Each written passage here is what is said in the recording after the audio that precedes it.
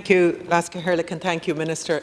I'd like to speak to the amendments 1 to 3 inclusive, and I'd like to commend the work of the Shanadori and the Students' Union on the work to these amendments and in getting them accepted. It's important that there's no ambiguity in relation to the fact that it should be a student union representatives on the governing board authority of every institute of higher education. I really do particularly want to thank the Students' Union for all of the work that they've done throughout this bill.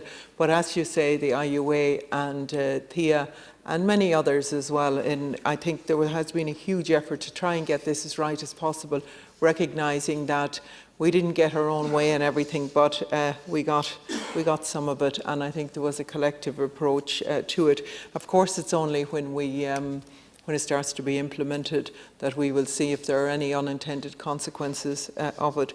But it's a shame that the trade union representative has not been given a place on the governing authority in the same manner, although I recognise that some progress on including trade union representation in the bill has been made.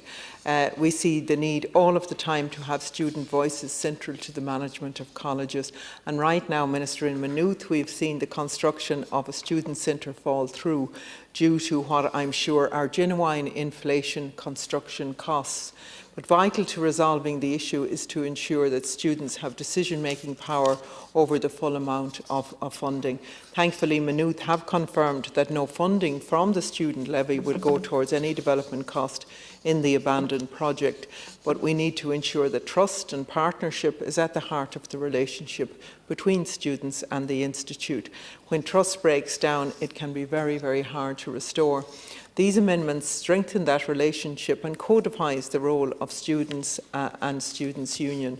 And when you first brought the bill to this House, I said that fundamentally and in the main, governance is not the main issue facing the sector. I said that the legislative reform would be of limited value unless it's accompanied by a sustainable funding model. And the last 10 years have seen piecemeal privatisation and deep commercialisation of the public third level education. And as a result of what the Irish Universities Association labelled state divestment from third level education, the ethos and focus of these centres of education and research have been shifted towards commercialisation consideration. And huge amounts of time and energy is spent on operating on a commercial basis, energy that would be better spent on developing education and research. This summer, when you release the future funding document, there seemed to be hope that we would see real progress, and rightly, you know, the 307 million funding gap was addressed, and you committed to was identified, and you committed to addressing that over 3 years. Really, Minister, I would have to take this opportunity again to ask you to commit to the funding that's needed there to fill the gap, so that we're not falling further behind in higher education. But I think this bill will go some ways towards bringing us into the future and preparing us for the present and for the future. And I want to commend everybody involved, and indeed your own staff as well, with it, Tanya and the others involved with it.